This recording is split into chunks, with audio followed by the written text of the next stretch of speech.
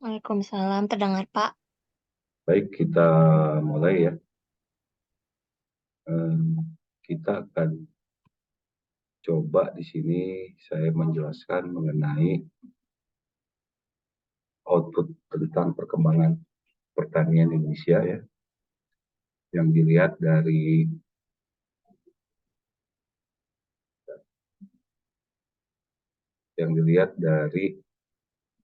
output pertanian, teknologi informasi, komunikasi, dan kesejahteraan petani di Indonesia. Tepatnya adalah di kabupaten kota di Indonesia. Jadi nanti akan saya coba lihat perkembangan output pertanian ya yang dihubungkan dengan teknologi informasi komunikasi dan kesejahteraan. Ini adalah salah satu bagian pertama yang akan coba saya jelaskan ya. Dari melihat bahwa pertanian itu sebagai sektor unggulan ya, lihat perkembangan dengan kerja sektor pertaniannya, luasan pertanian, dan pengelolaan pemerintah pada sektor pertanian. Dan data yang saya coba ambil itu data dari BPS ya, dan juga nanti ada data dari Susanas. Jadi selain yang tadi ini juga akan jelaskan ada yang menggunakan metode prospek ya, dan hasil regresi, interpretasi dan juga kesimpulan dari yang perkembangan output pertanian.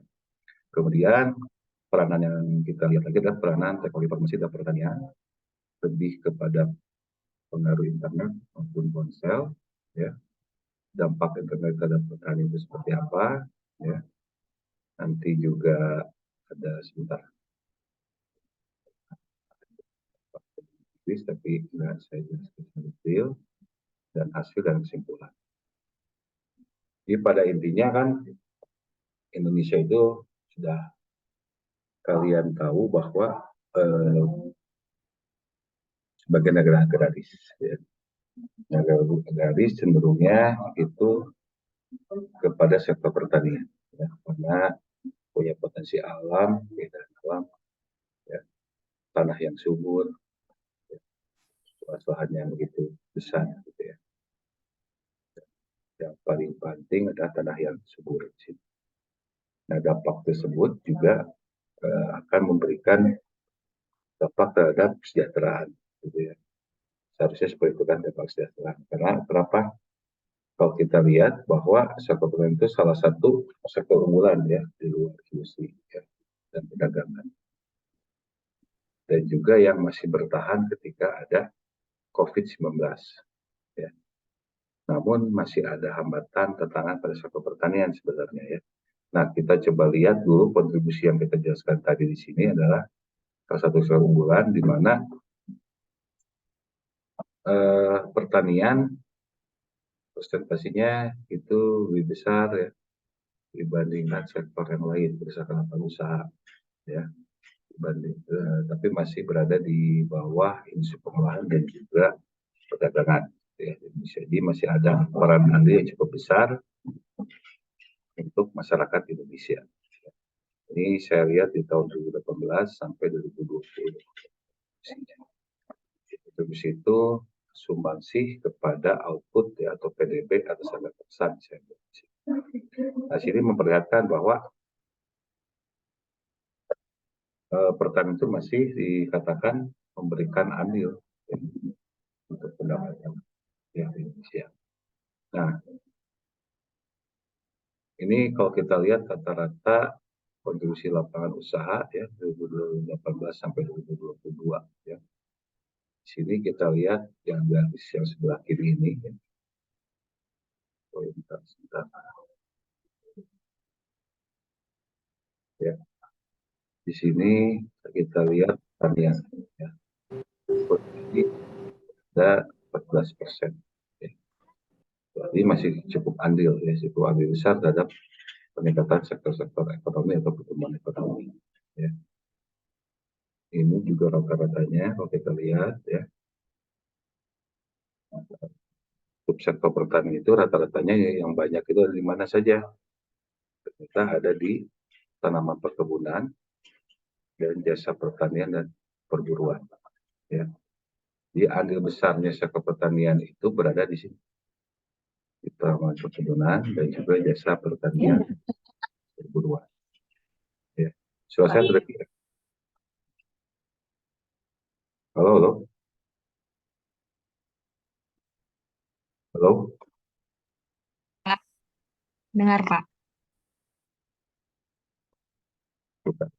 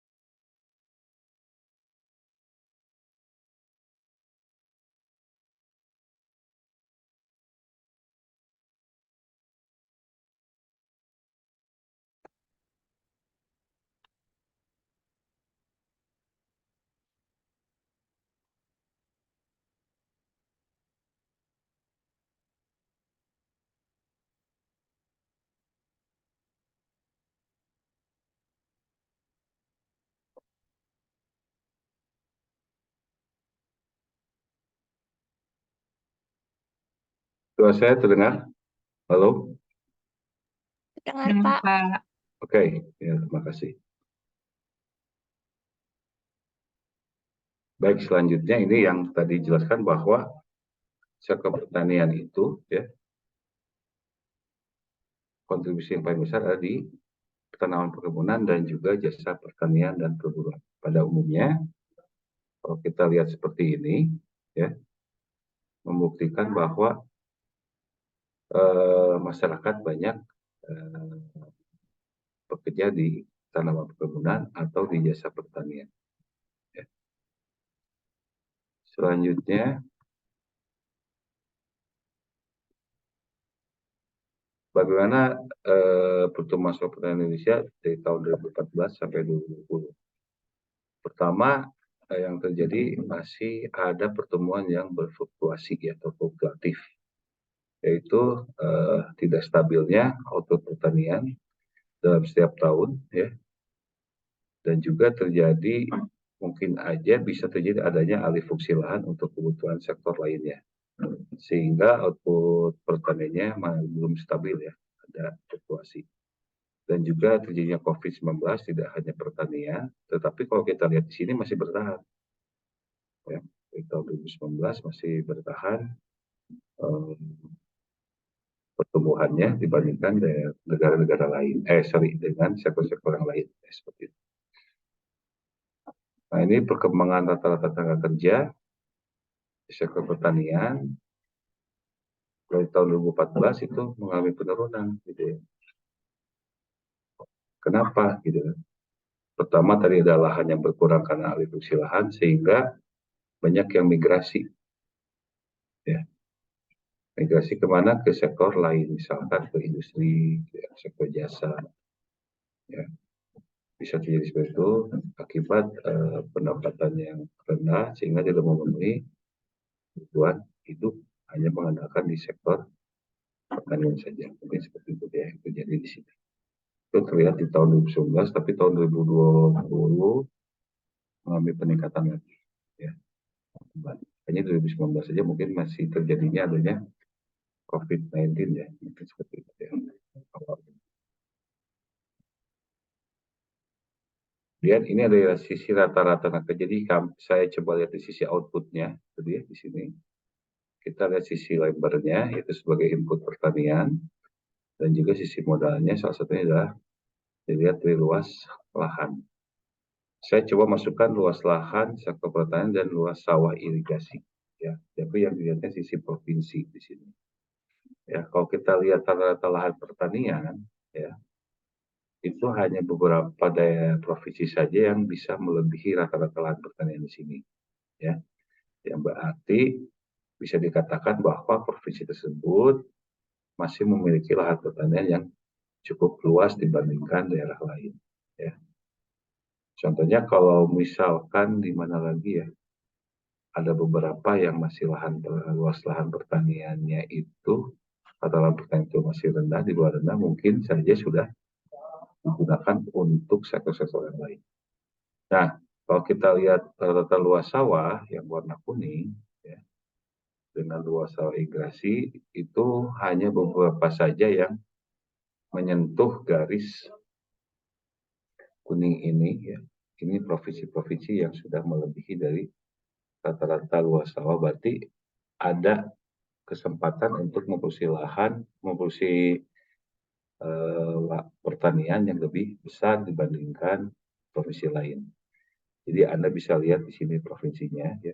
Kalau nggak saya kasih PDF-nya ya. Di sini. Nah sebenarnya ini adalah gambaran yang saya jelaskan sekarang ini. Saya dengan tim akan mencoba untuk memasukkan paper, ya.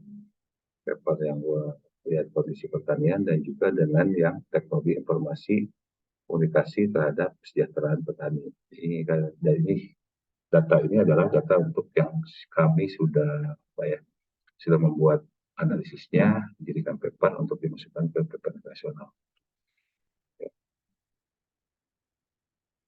Selanjutnya peran pemerintah, ya. Kinerja dari pertanian, baik dilihat sisi outputnya, perkembangan outputnya, dan juga kinerja dari input pertaniannya, itu tidak terlepas dari kebijakan pemerintah. Salah satunya kebijakan pemerintah itu adalah dengan mengeluarkan anggaran pemerintah di sektor pertanian. Ya. Jadi besar kecilnya perkembangan dari pertanian, sektor pertanian tidak terlepas dari program dan kegiatan berdasarkan pagu dari anggaran yang dikeluarkan untuk sektor pertanian.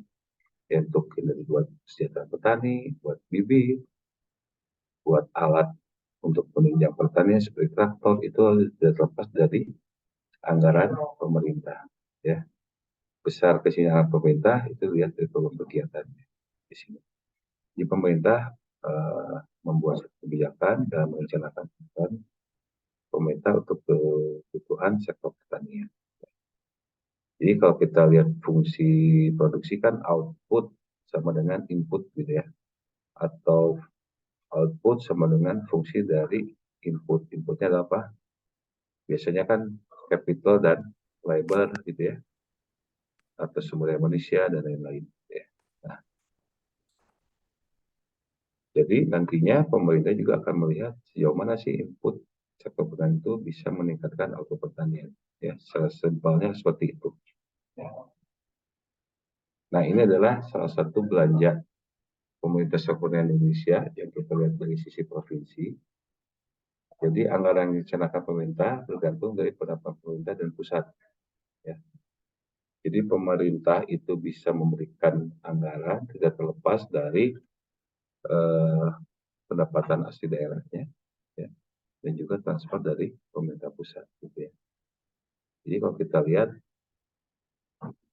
di sini rata-rata belanja tengah belanja median ya, yang garis berdatar ini provinsi yang warna abu-abu, hanya beberapa provinsi saja yang sudah bisa menjangkau pertanian dengan median yang ada yang kita buat. Median sebenarnya sama-sama ya, mediannya nggak jauh beda dengan rata-rata. Nah, dari sini anggaran ke sini terlihat bahwa pendapatan penerimaan setiap daerah itu menjadi pembeda terhadap penggalih potensi sektor pertanian ya di setiap daerah. Karena pendapatan pemerintah daerah itu nantinya dijadikan sebagai pengeluaran pemerintah untuk meningkatkan sektor-sektor atau lapangan usaha atau sektor ekonomi. Salah satunya adalah sektor pertanian. Ya. Makanya mungkin perkembangannya akan berbeda setiap daerah, gitu ya. Nah, perbedaan setiap daerah ini juga tidak terlepas dari input-input sektor pertanian sendiri, seperti itu. Ya. Di sini Anda bisa melihat, ya, bisa menganalisa bahwa banyak pemerintah itu untuk sektor pertanian, ya, itu bisa digunakan untuk input pertanian apa saja, karena akan berbeda. Ada yang mengandalkan tenaga kerja atau juga modal atau luas lahan macam-macam. Nah, kemudian saya coba buat hubungan antara output sektor pertanian yang diproyeksikan oleh PDRB ya, dengan pengeluaran pemerintah dan tenaga kerja. Gitu ya.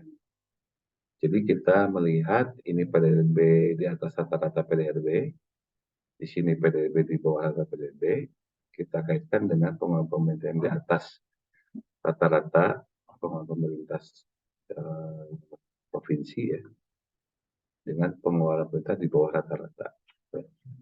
Nah, kalau kita lihat pada umumnya ada beberapa yang cukup dominan itu ada di mana?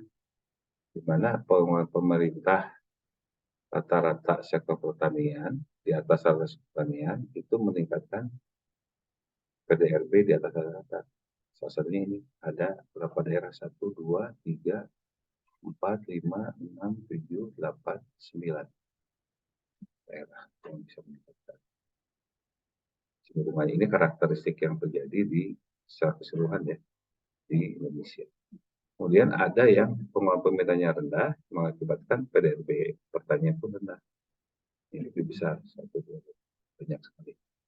Tapi kalau kita garis bawahi, mungkin saja daerah ini tidak terlalu mengandalkan sektor pertanian seperti itu. Ya, makanya harus dilihat setiap kabupaten kota, setiap provinsi yang punya PDRB sektor pertanian paling besar. Ya.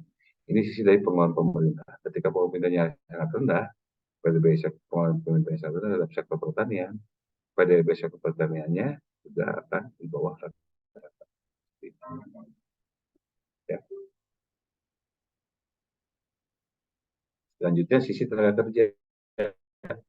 Kalau tenaga kerja lebih besar, ada di PDB-nya yang menambah sektor pertanian.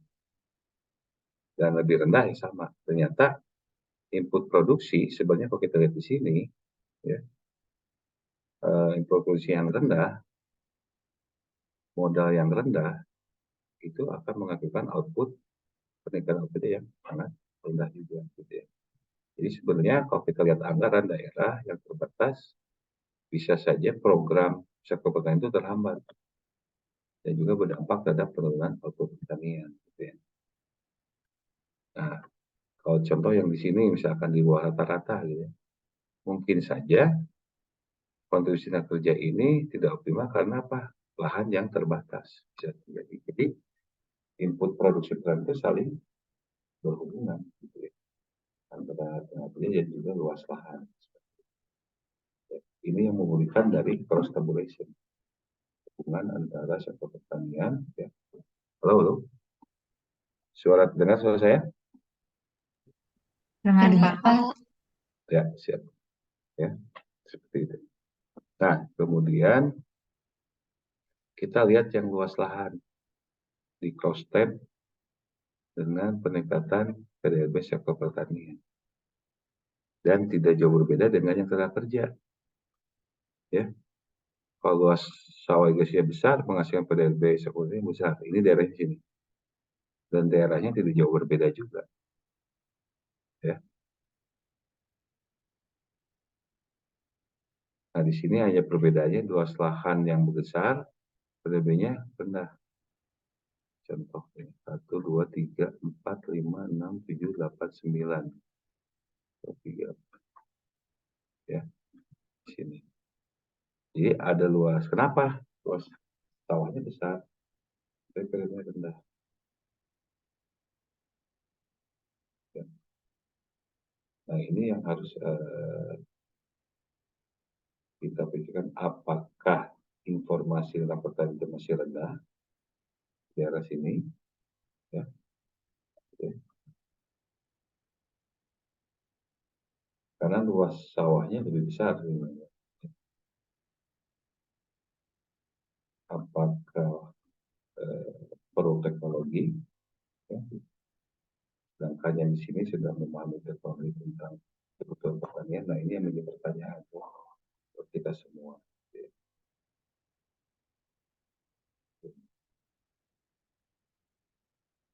Ya, jadi memang di setiap daerah itu ya ketidakseimbangan lahan itu terjadi, gitu ya, sehingga menurunkan produktivitas sektor pertanian.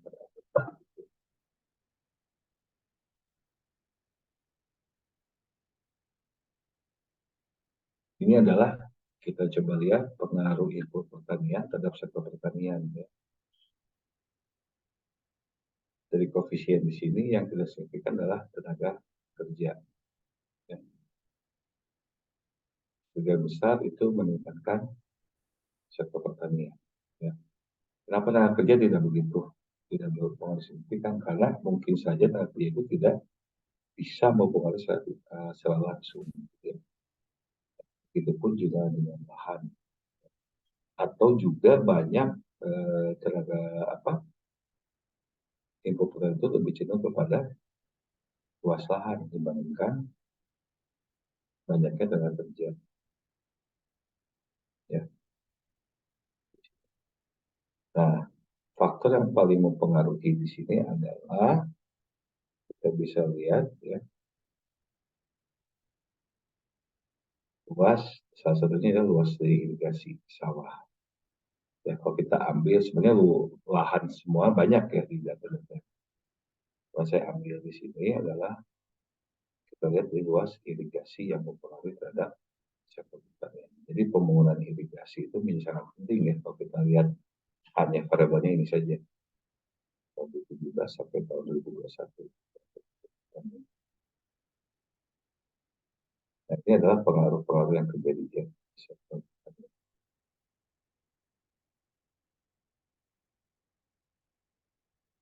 Jadi untuk kita simpulkan ya, ternyata pengelolaan pemerintah ya belum optimal dalam kerja atau pertanian. Hanya luas lahan saja yang bisa meningkatkan luas lahan yang bisa meningkatkan output pertanian, sektor pertanian. Kemudian di sini kita lihat ada pertumbuhan jumlah penduduk miskin. Hubungannya adalah negatif. Semakin banyak jumlah penduduk miskin itu akan mengurangi output sektor pertanian.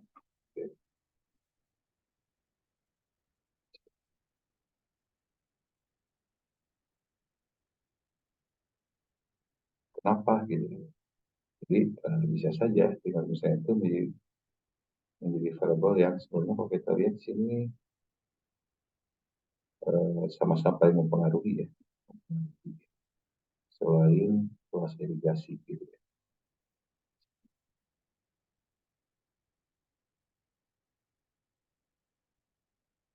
Nah, mungkin saja sekarang ini anggaran pemerintah itu sektor pertanian bisa aja dialokasikan untuk digitalisasi yang mengarah pada sektor pertanian, misalkan teknologi prioritas, utama para petani, terutama untuk diterangkan oleh para penyuluh pertanian gitu ya.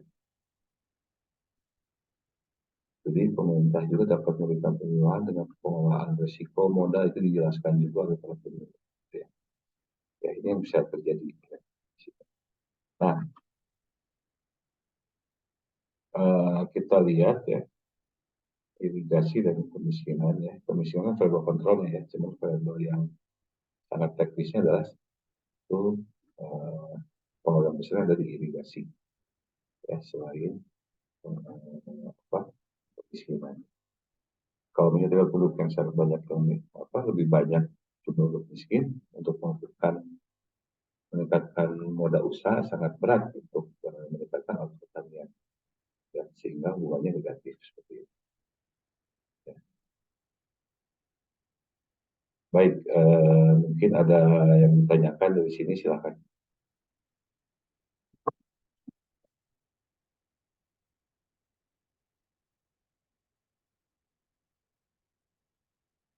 Silakan, Pak. Ya, silakan. Daniel Bonardo, silakan. Iya Pak, saya ada dua pertanyaan Pak. Yang pertama tadi dari tabel tenaga kerja di sektor pertanian Pak ya. Kalau kita lihat tadi trennya tuh menurun ya, menurun drastis dari tahun 2000 sekitar 16 sampai 2019, tapi 2020 itu dia meningkat cukup pesat Pak gitu. Itu kira-kira analisisnya kenapa bisa gitu ya Pak? Padahal kan tahun 2020 itu justru kita lagi perekonomian di Indonesia lagi turun-turunnya ya. Ya, Nah itu mungkin analisisnya kok bisa begini trennya gitu Pak ya. ya. Jadi Terus sepertinya kalau kita mm, lihat ya peningkatan ini bisa terjadi tidak hanya mengerahkan luas lahan. Ya.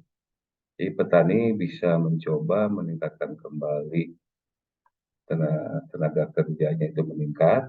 Pada umumnya seperti contoh ya, seorang ayah ya yang bekerja bukan ayah saja, tapi juga yang bekerja siapa? Anaknya ya dan lain-lain. Ya. Dan itu sudah seharusnya kan menurun ya, tapi sih ada peningkatan sebesar 7, sedikit sih peningkatan cuma 0,05% sebenarnya ya. Kalau kita lihat ya, peningkatannya nggak terlalu signifikan sebenarnya.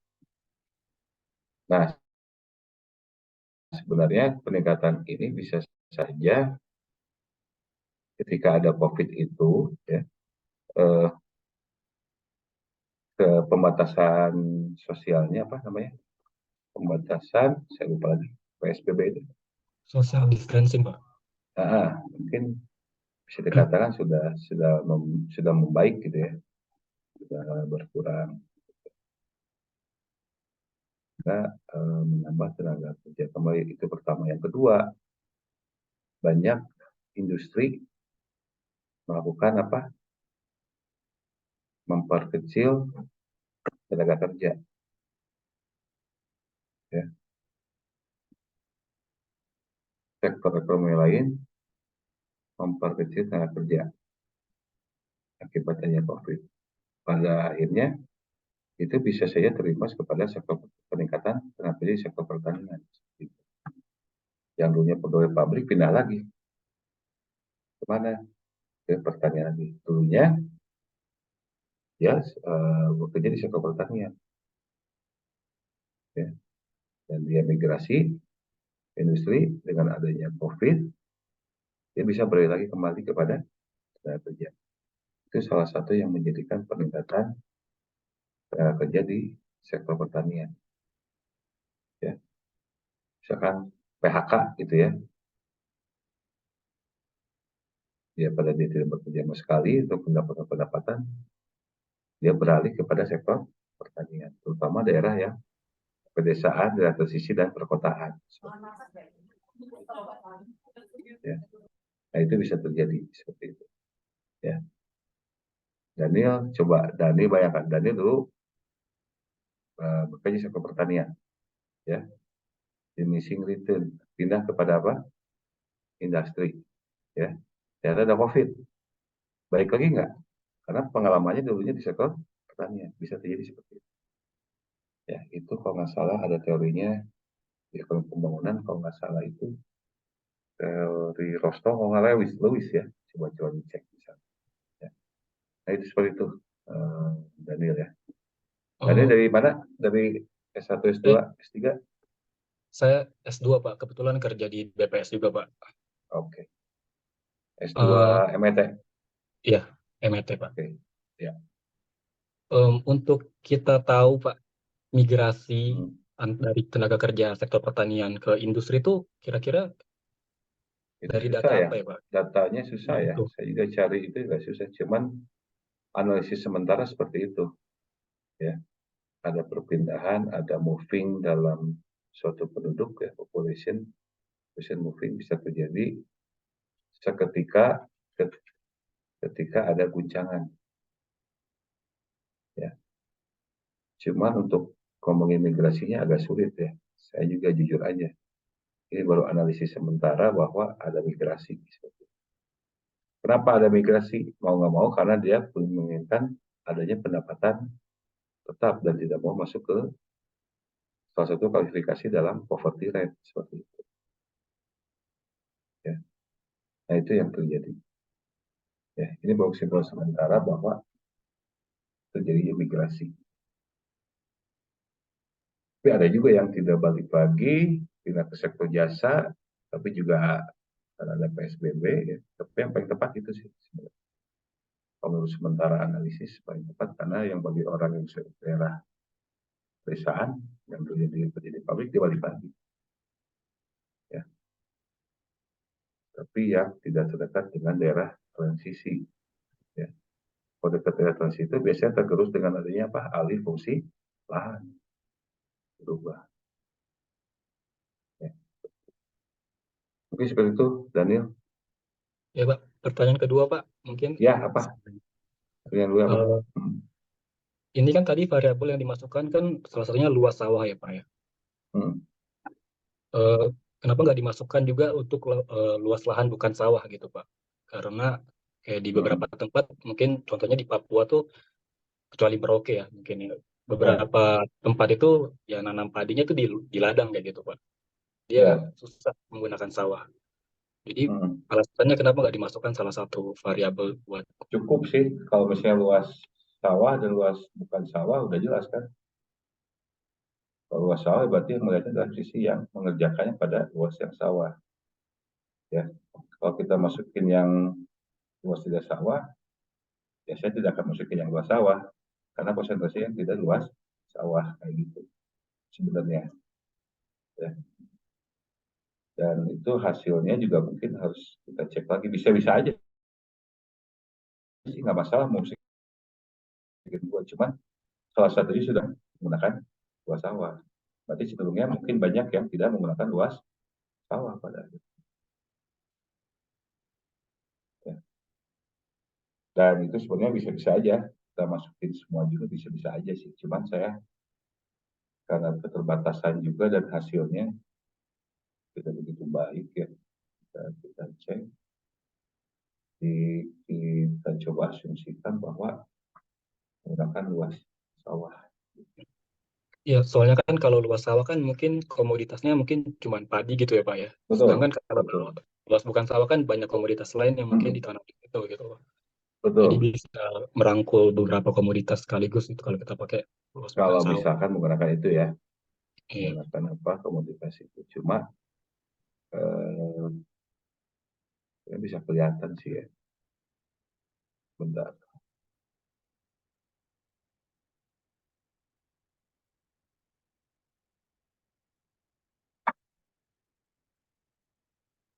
Ini kan ya, mungkin saja ini kan hasil gabungan ya, tapi mungkin saja kalau kita masukkan ya persentasinya akan besar yang bukan sawah, bisa saja. Ya. Tapi kalau lihat dari sini, ya, berarti hanya sekitar 0,4 ya. Kalau kita buat satu, berarti 0,6-nya mungkin saja faktor lain kan, di luar model. Misalkan di sini kan sisanya ya, faktor lain yang mempengaruhi. Salah satunya adalah yang mempengaruhi bisa saja yang non sawah seperti itu. Bisa aja, bisa kayak gitu, bisa terjadi. Ya. Gimana, Daniel? Sudah? Sudah, Pak. Terima kasih, Pak. Ya, punten itunya, lisennya diberikan kembali. Silakan yang lain.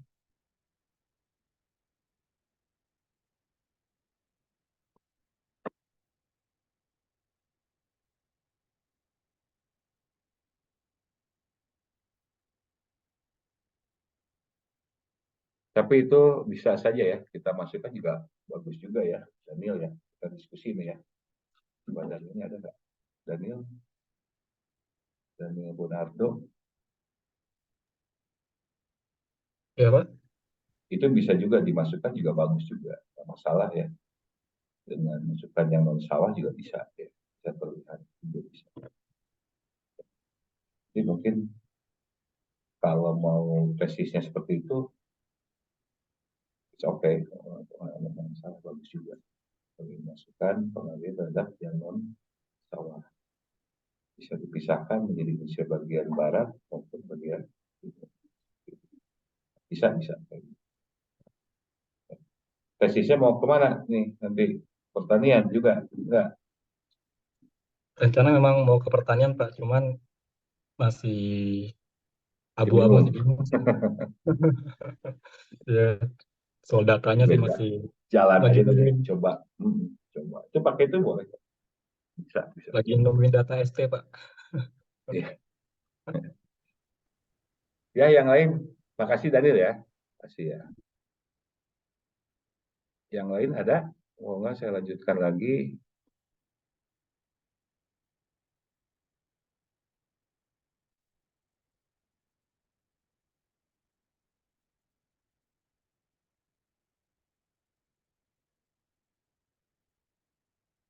Cuma dalam hasil ini ya, PowerPoint saya ini ada beberapa kelemahan ya, itu mengenai tidak lihat dalam sistem, bukan sistem ya, pengembangan komoditas pertanian tidak saya lihat ya, terutama dalam hal mengarah perdagangan ya. Itu nanti mungkin saya coba untuk penelitian lanjut ya. Kayak rantai pasok, supply demand-nya gitu ya. Distribusi harga yang terjadi di masing-masing daerah itu nggak saya jelaskan.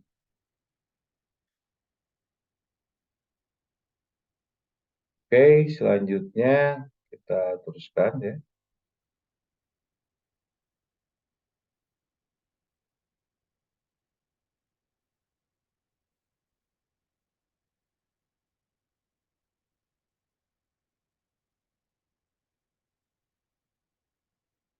Di sini kita lihat ya, bagaimana pengaruh teknologi informasi dan komunikasi terhadap kesejahteraan petani gitu ya. Jadi sebenarnya kita ini ingin, saya dan teman-teman juga ya yang membuat ini tahu gitu.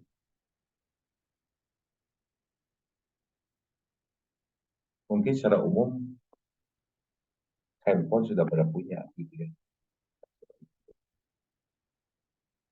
Tani semua mungkin ya kita lihat secara umum sudah punya. Hanya aplikasi untuk kepentingan ponsel ini, apakah kontribusi untuk peningkatan informasi pertanian cukup besar atau tidak gitu ya. Karena dengan ponsel pun kita bisa searching ya, tentang bagaimana meningkatkan kualitas komoditas, kualitas produksi barang, kualitas pertanian gitu ya. Oleh karena itu saya coba gitu ya. Saya coba bagaimana sih pengaruhnya gitu.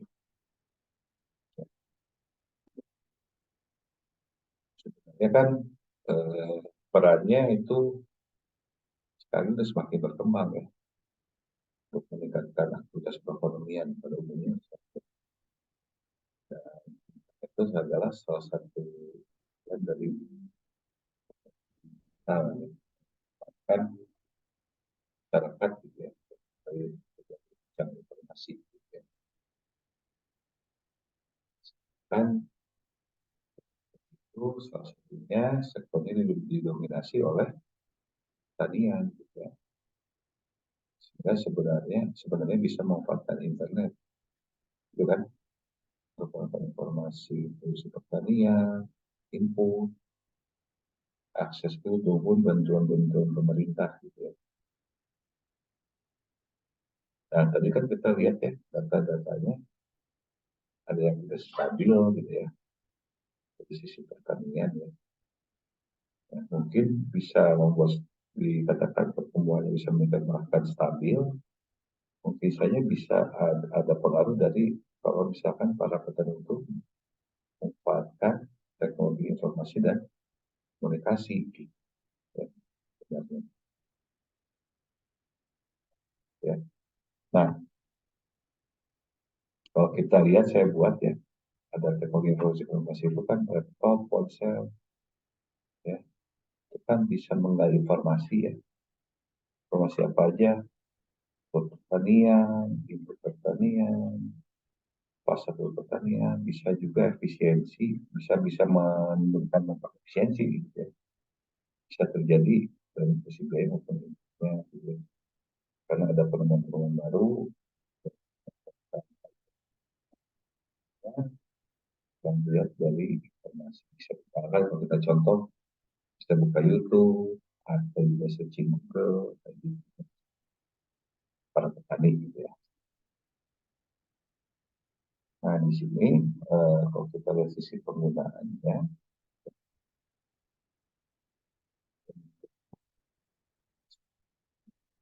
terkait kan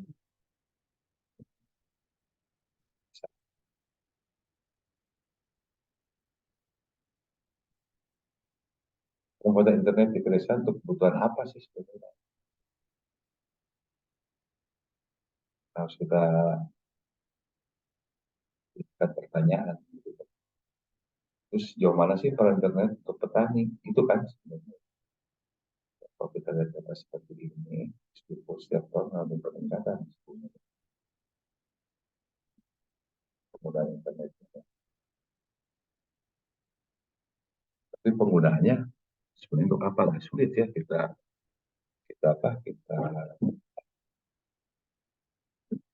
kan gitu ya. Karena masing-masing gitu. Masing-masing ini dia punya konsep apa sih sebenarnya gitu. Nah, saya coba buat sekitar plot gitu ya. Ini kita buat hubungan antara kesejahteraan petani dengan penggunaan internet. Ini adalah garis trennya. Ternyata hubungannya adalah internet itu belum dapat meningkatkan kesejahteraan petani. Berarti apa peranannya belum bisa meningkatkan kesejahteraan petani. Bahkan hal ini terjadi bisa saja dari keterbatasan akses internet dan tentang internet. Mungkin saya minim pendidikan daripada petani di desa sehingga menghambat dalam menggali informasi. Ya, akibatnya apa? Produksi pertanian tidak efektif karena tidak dibarengi dengan pengetahuan petani ketika menggunakan internet misalnya dalam mencari bagaimana sih peningkatan output pertanian yang berkualitas contohnya seperti itu. Nah, di sini hubungannya kalau kita lihat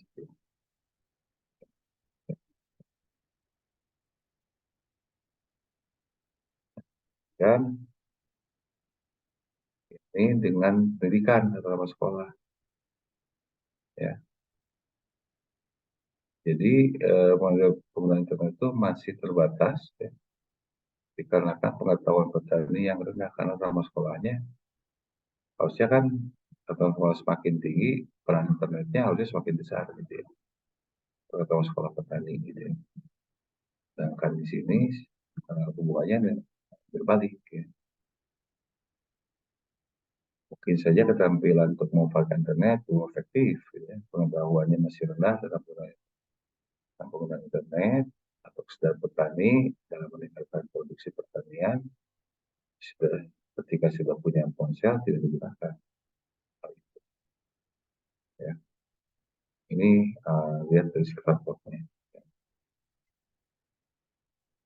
Nah, sebenarnya kalau kita lihat ada dua nih saya lihat ya. Ini perkiraan saya kalau menggunakan sektor petani bisa menggunakan internet, di mana petani bisa berdagang atau bisa startup tuh lebih efisiensi. Ya. Kalau petani tidak menggunakan internet, mungkin dibantu oleh perantara sampai ke sini perantara. Dan petani mungkin saya tidak punya dan bisa melakukan pemasaran secara langsung, berdagang secara langsung. Nah, mungkin kelebihannya teknologi informasi komunikasi atau TIK ini ya, dalam termasuk bisa lebih pendek dan bisa lebih petani meraih untuk mendapatkan kesejahteraan lebih tinggi. Seharusnya gitu ya, kalau menurut saya. Kenapa? Karena dalam menggunakan internet, petani tidak hanya melihat sisi produksinya saja, pengetahuannya, tapi pun juga bisa tahu cara memasarkannya seperti apa, kendala dan hambatannya seperti apa dalam pasar, dalam harga, modal, biaya, itu bisa dilihat dari peranan TIK, ya, teknologi informasi dan komunikasi. Ya. Nah ini bisa mengurangi apa stage-nya, stage 8 ya, sebenarnya.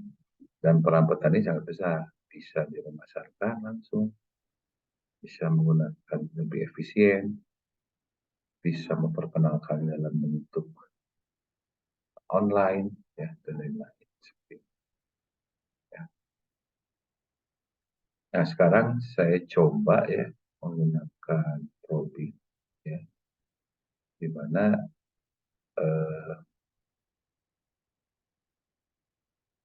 kita pengen lihat atau memetakan petani dengan menggunakan internet dan ponsel ya. Jadi di sini di Pemalang. Jadi kesejahteraan petani itu dibagi mas saya di sini. Ya. Yang Q1 itu yang dianggap pengeluaran termiskin, pengeluaran miskin, pengeluaran menengah, kaya sampai terkaya petani ya. Tapi kategori petani ya.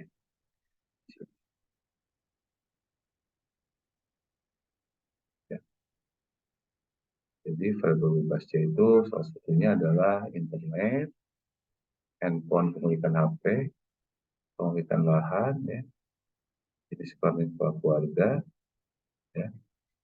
Variabel kontrolnya mungkin pertama sekolah keluarga petani dan sebagian barat sebagian timur ini kita pisahkan.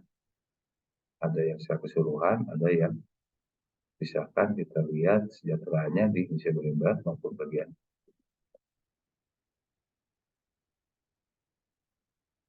Ini adalah sebaran penggunaan internet kabupaten kota di Indonesia. Ya. Penggunaan internetnya dilakukan oleh petani. Gitu ya.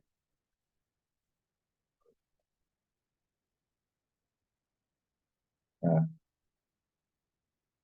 kalau kita lihat pemanfaatan di Indonesia bagian timur masih relatif lebih rendah. Ya. Pemanfaatan internet. Kalau kita lihat di sini ya. Kemudian juga menunjukkan penggunaan internet untuk petani masih terkonsentrasi di daerah perkotaan atau pusat-pusat pertumbuhan yang dekat dengan pusat pertumbuhan, yang dekat dengan pusat pertumbuhan. Terus sebarannya internet yang digunakan oleh petani ini, penguatan internet ini mungkin banyak faktor yang mempengaruhi rendahnya penggunaan internet oleh para petani. Ini adalah sebarannya.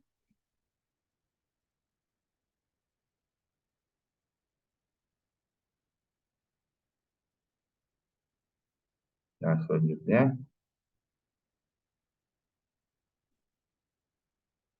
mungkin yang harus kita perhatikan itu ya, bagian itu bahwa penggunaan di pedesaan itu infrastruktur internetnya masih atau TIK-nya masih rendah. Ya. Jadi untuk penggunaan kegiatan pertanian itu masih sulit diakses ya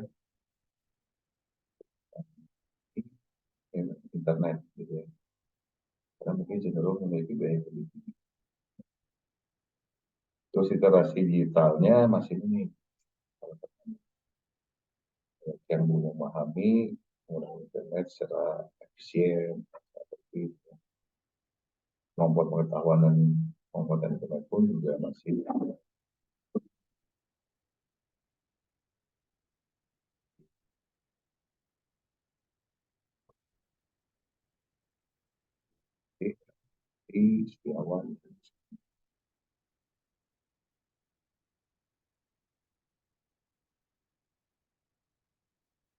Ini kepemilikan ponsel ya. Tadi kan penggunaan internet, sekarang kepemilikan ponsel. Kalau kita lihat, mungkin hubungannya saya terkait dengan penggunaan internet. Ya, boleh. Nah, dalam penggunaan ponsel.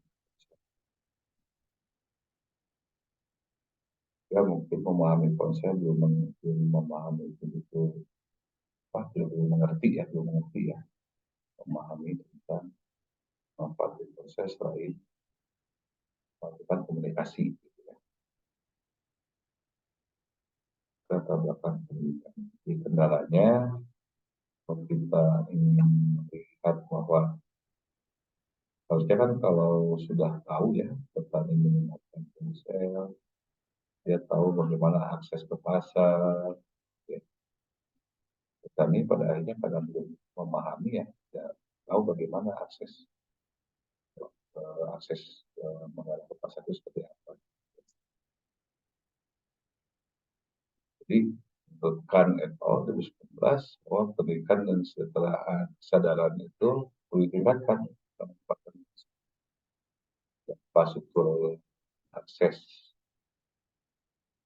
pendidikannya menjadi faktor yang penting kuncinya. Gitu. Mungkin saja juga tadi masalah infrastruktur yang masih rendah, terutama di daerah pedesaan, ya, tidak efektif menggunakan yang terjadi.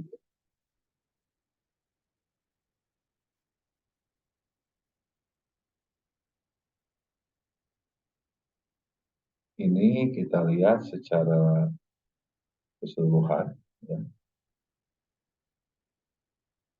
Kalau kita lihat pengaruh internet, gitu ya, semakin apa namanya, semakin pendapatan semakin tinggi, petaninya itu semakin memanfaatkan. Harusnya gitu kan.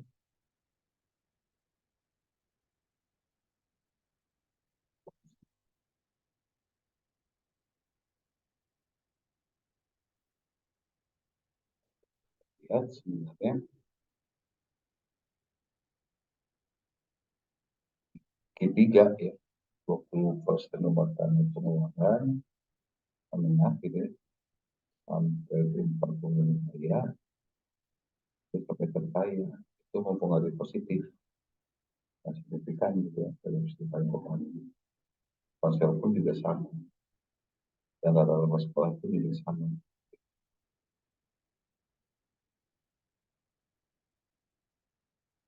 Di petani yang pengeluaran menengah sampai terkaya itu dia punya modal untuk membeli, misalkan membeli ponsel, jadi bisa mengakses digital, sehingga arah output pertanian akan semakin besar dan setiap semakin punya peluang. Ya.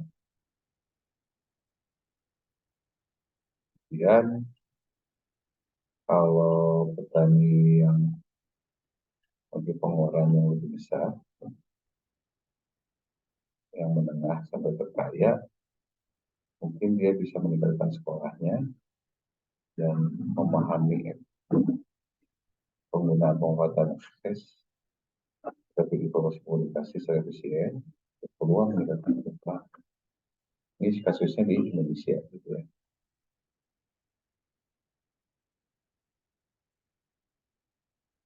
Ini terlihat di sini.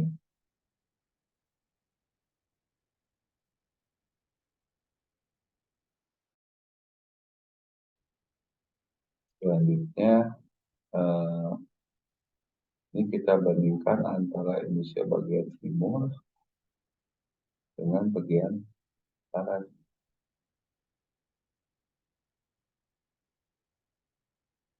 Mungkin kalau kita pada umumnya akses internet sama halnya dengan tadi yang P3 PT5 itu mempunyai positif ya, baik Indonesia bagian barat maupun bagian timur gitu ya, sama-sama pengaruh positif.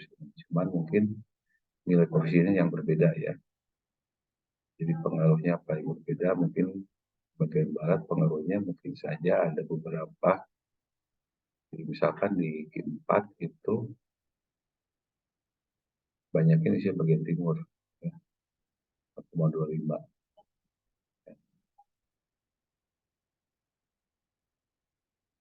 sedangkan di Indonesia bagian barat cuma 0,22. Di tiga itu yang menengah lebih besar di bagian barat, tapi yang terkaya di Indonesia bagian barat lebih banyak di Indonesia bagian timur. Ya, lihat nilai koefisiennya ya. Tapi sama-sama bergerak secara positif gitu ya. Untuk internet sedang, untuk penggunaan HP ya, itu pada umumnya Indonesia bagian barat lebih apa, pengaruh lebih besar terhadap kesejahteraan petani ya, untuk penggunaan ponsel. Ya, sisanya Anda mungkin bisa lihat lagi ya di sini.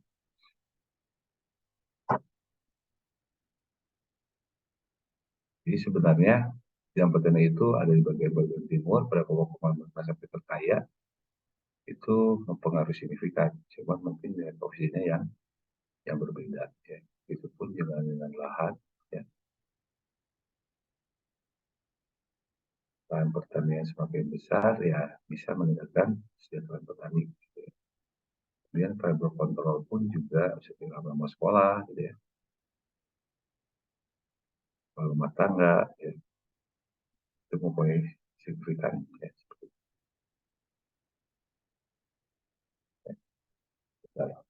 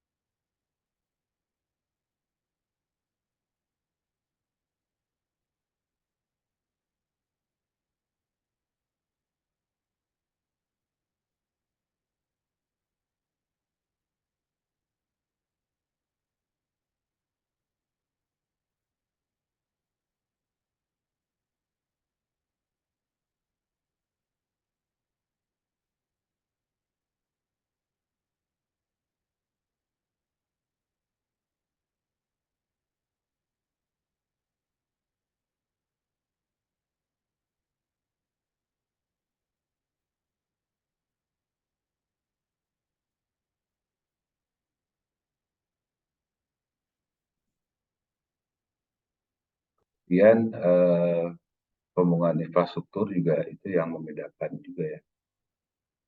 Pengembangannya yang bisa juga mempengaruhi tentang kesejahteraan petani gitu ya, baik dari sisi pendidikan ya. Karena kenapa gitu ya? Kita lihat dari sisi pendidikan cenderung kalau lebih tinggi cenderung lebih mudah beradaptasi dengan perubahan-perubahan teknologi gitu ya, praktek pertanian, dia modal bagaimana iklim dan juga pasar gitu ya. Ini sangat bermanfaat ketika pendidikan semakin tinggi gitu ya. Karena juga bisa memperbesar peluang melakukan diversifikasi pada usaha pertanian, dari pendidikan yang lebih baik gitu ya.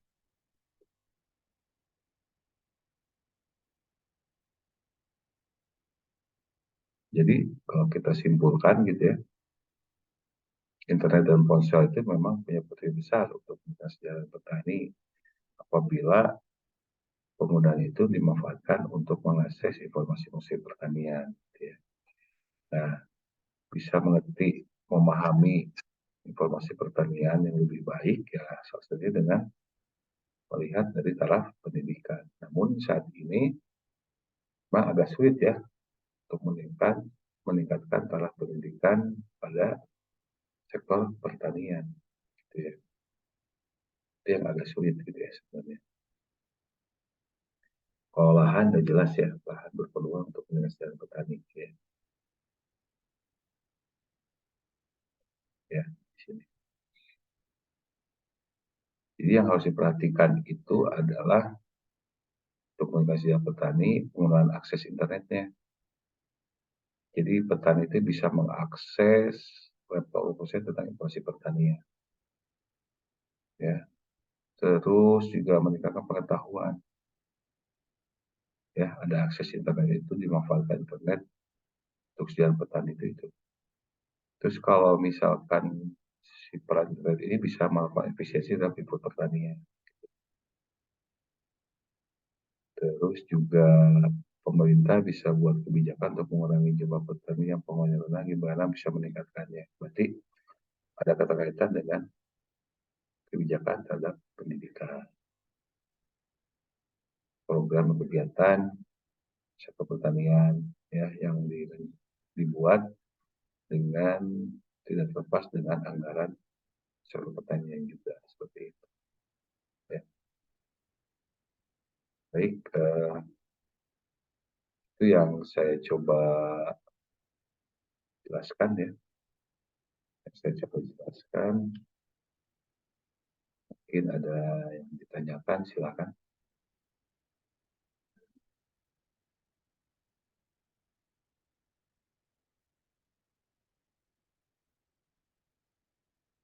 Silakan. Ya, Daniel silakan. Ya Pak, mungkin karena nggak ada yang nanya, saya aja yang tanya ya. Iya nggak apa-apa, tanya aja. Terkait ini Pak, terkait berdasarkan hasil yang sudah didapat itu kan mungkin nggak Pak kalau kita bisa membandingkannya sama bantuan pemerintah gitu. Jadi Bisa ya. kan katanya kan bantuan pemerintah kan banyaknya ke inputnya tuh lebih ke pupuk atau mungkin bibit gitu ya Pak ya. Ya. Nah itu bisa nggak ya Pak kita bandingin dengan cara regresi juga, nanti kita bandingin sama Y-nya itu Bisa. eh, terus kita Bisa, bandingin bisa, tapi efisiensi harus kata ada programnya gitu ya. Programnya ada nggak? Gitu kan. Jadi untuk misalkan pemberian benih ya, sorry, bibit atau pupuk dikaitkan dengan setiap petani itu, tapi dari sisi bantuan bisa dimasukin untuk sebagai pembanding ya. Jadi mungkin gini ya, ketika ada bantuan pemerintah itu dibarengi dengan pengetahuan petani dengan mengakses internet agar lebih sejahteranya lebih baik gitu kan. Bisa terjadi seperti itu dengan menambahkan bantuan. Bisa aja. Jadi efisien kan. Kebanyakan maksud dana gini kan, sudah ada bantuan tapi sejahteranya masih menurun gitu kan. Apa? Tidak meningkat gitu kan. Tapi dengan adanya bantuan, selama ini bantuan ada ya. Masih ada ya, ada program kegiatan, ada bantuan ada. Nah, kalau dibarengi dengan informasi teknologi, ya itu lebih baik lagi seharusnya hasil. Ya, tapi bisa aja nanti pengaruhnya saya belum tahu, bisa terjadi pengaruh bantuan lebih besar dibandingkan yang internet. Bisa aja, karena mungkin pemahaman untuk mengakses internet dan mengais informasi pertanian masih bisa terjadi seperti itu. Ya. Ini kayaknya Dani sekalian bikin buat nambah-nambah ini ya, kayaknya buat nambah tesis ini. Biar bisa umpe. Gak apa-apa, bisa kayak gitu. Ya, dibandingkan dengan wilayah barat, wilayah timur juga boleh. Ya. Tapi lebih baik pertama seluruh Indonesia, ya, biar kelihatan gambarannya. Jadi kan ada misalkan ada yang anomali gitu ya, nah, kita buat lagi definisinya wilayah barat dengan timur misalkan. Atau bisa aja ya, saya sih biar wilayah barat timur aja karena tengah juga ada sebenarnya kan ya. Wilayah tengah pun juga ada, cuma saya pisahkannya wilayah barat dan wilayah timur saja di sini. Nah itu ini kelihatan mana yang berdampak positif dan negatif yang lebih banyak, di mana wilayah barat atau timur. Ada ini seperti itu. Ya. Oke, ada lagi silakan. Jadi mungkin Daniel bisa memilah dari sisi inputnya, tenaga kerja, lahan, dan juga bibitnya. Pupuknya yang dibentuk pemerintah. Karena kan saja dari anggarannya kan, untuk apa? Untuk bantuan petani. Gitu kan. Bisa kayak gitu dipisahkan. Nanti regres terpisah pun juga bagus. Pertama secara keseluruhan, terus dipisahkan, bisa.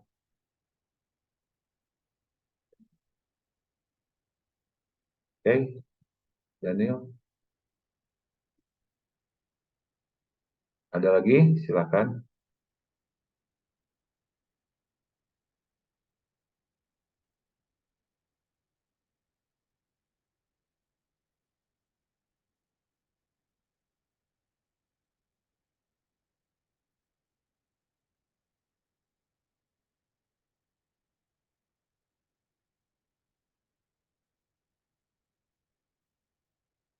Puji, mau ini juga mau bertanya silakan. Belum ada, Pak. Oh, belum ada. Oke. Mungkin ada ini juga ya dari Kementerian Perdagangan ya, Bapak Rifa ya. Ada nggak ya? Tadi saya lihat ada.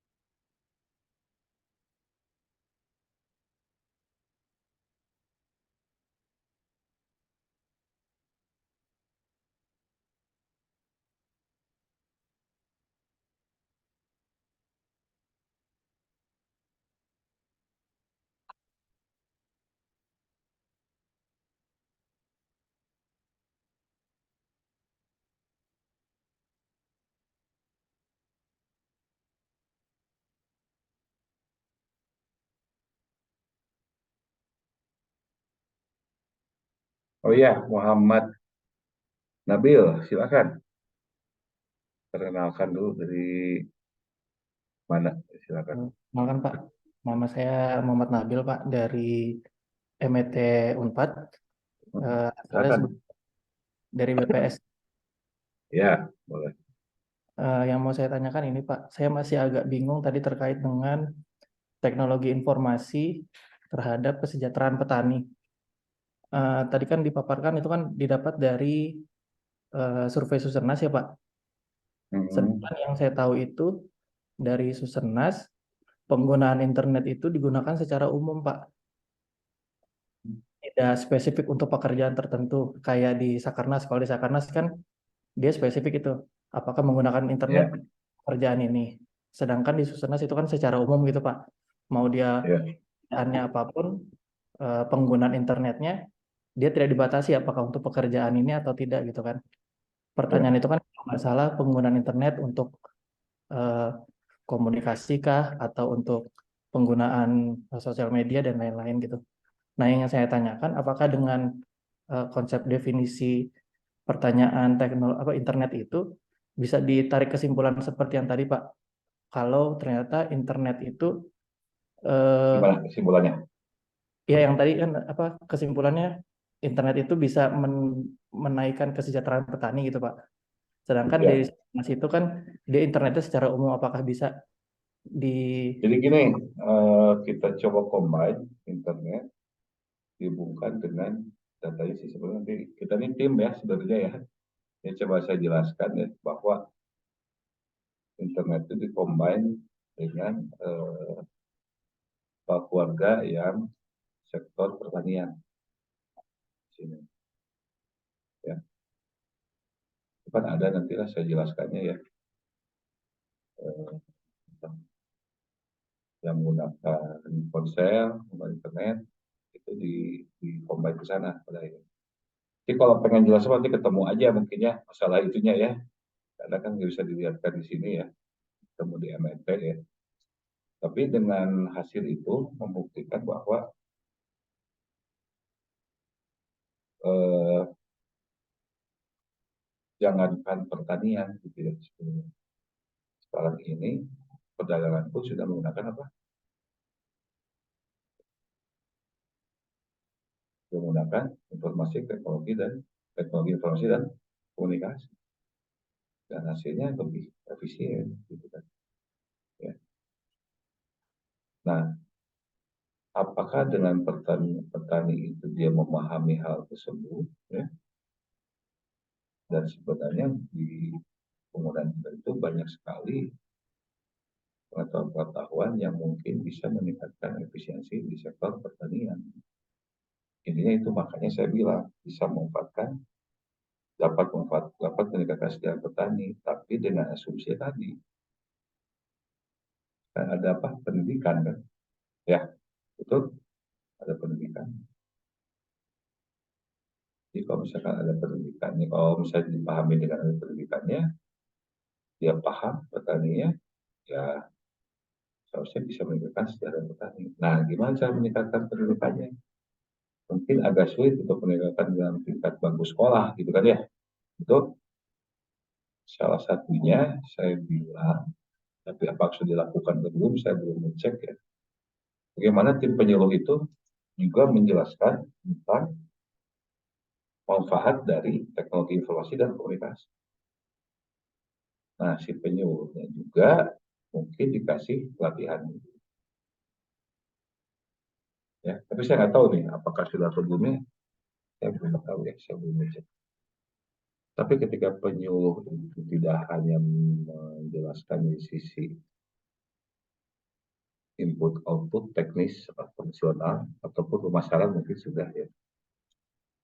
Tapi dengan penggunaan teknologi informasi komunikasi dijelaskan oleh petani itu akan lebih baik.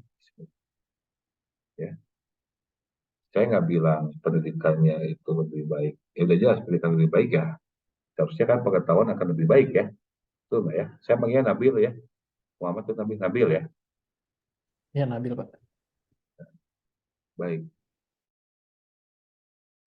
Tim penyuluh juga memberikan informasi tentang pentingnya internet, penggunaan ponsel untuk kebutuhan petani lebih baik. Saya harapkan seperti itu gitu ya. Cuma saya belum cek. Seperti itu Nabil. Makasih Pak. Baik, ini Rico Samuel. Silakan. Ya, izin Bisa Pak. dinyalakan. Ya Pak. Nah, dari mana Rico? Saya dari MET, Pak. Ya, ditutup dulu itunya, raise hand-nya dulu. Oke, Pak.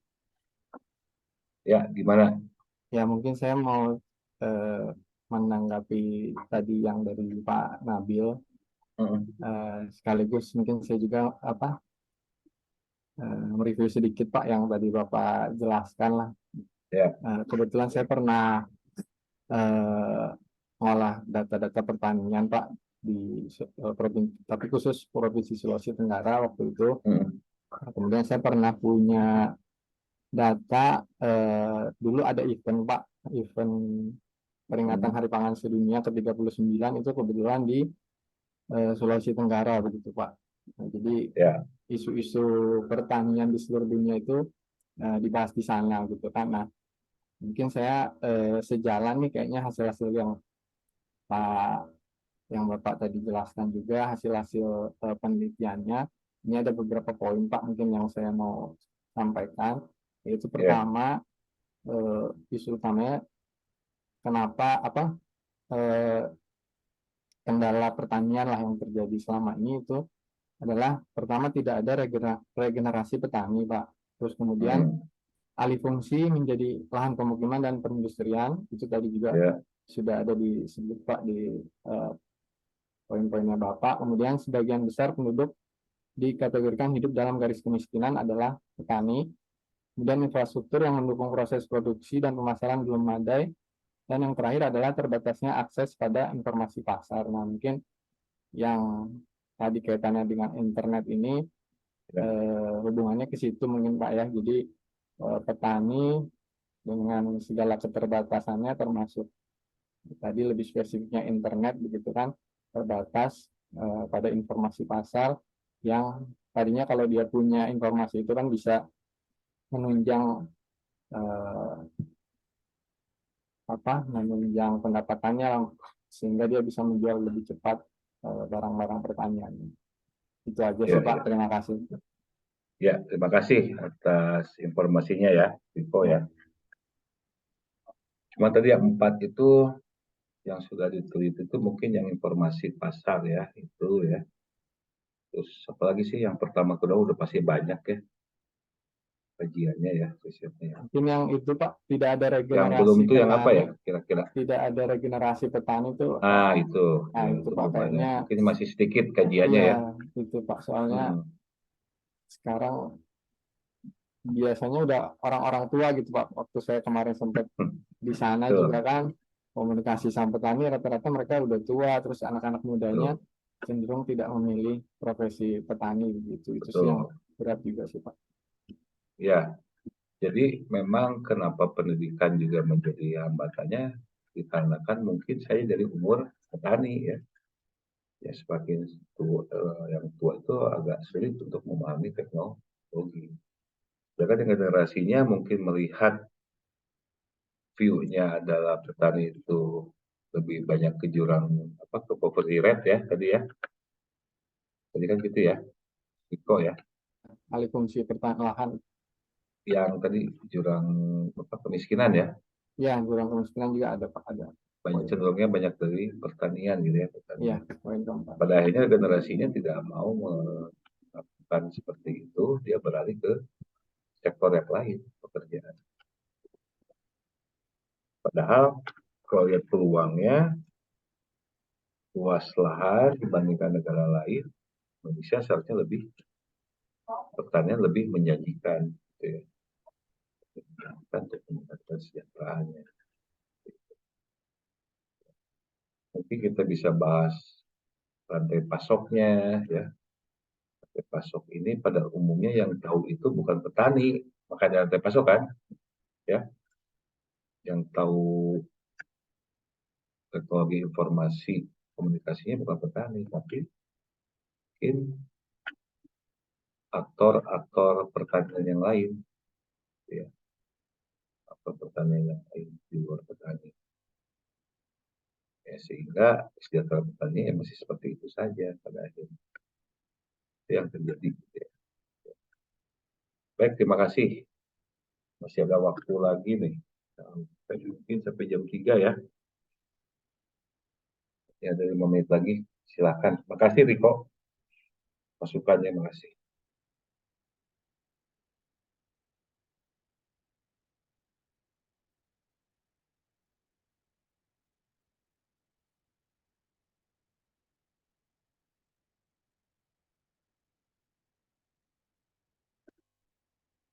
Ada yang mau tanyakan, silakan. Mungkin dari anak S1 atau S3 mungkin ada yang hadir. Silakan. Mungkin dari luar mahasiswa, silakan.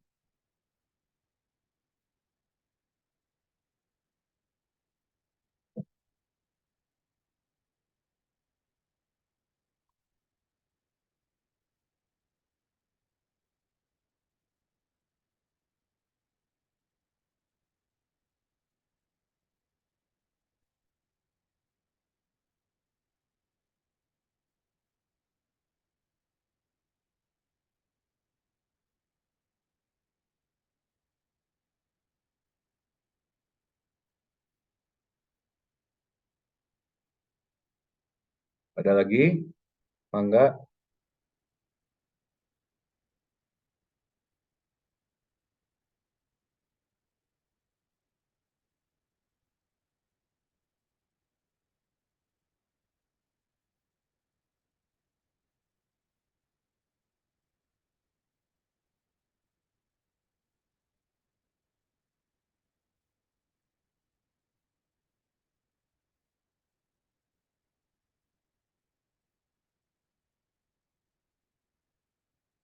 Kalau tidak ada, saya akhiri ya. Terima kasih semuanya.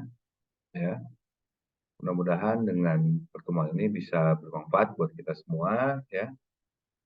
Dan juga mungkin bisa sebagai bahan-bahan penulisan ataupun juga bagi anak S1, S2, S3 untuk studi akhir ya, karya studi akhir, bisa disertasi, tesis maupun skripsi gitu ya, bahan-bahan ini. Juga mudah-mudahan juga ini bisa terrealisasi ya, hasil ini, karena saya jadikan paper yang nantinya akan saya coba masukkan submit ke paper, ke jurnal gitu ya. Mudah-mudahan bisa terrealisasi dengan baik. Baik, terima kasih semuanya. Akhir kata saya mengucapkan alhamdulillahirrahmanirrahim. Wassalamualaikum warahmatullahi wabarakatuh. Terima kasih semuanya buat mahasiswa S1, S2, dan S3 di Fakultas Ekonomi, Bisnis, dan juga Departemen Ilmu Ekonomi. Terima kasih. Salam. Saya izin untuk brief. Terima kasih, Pak. Sama-sama semuanya.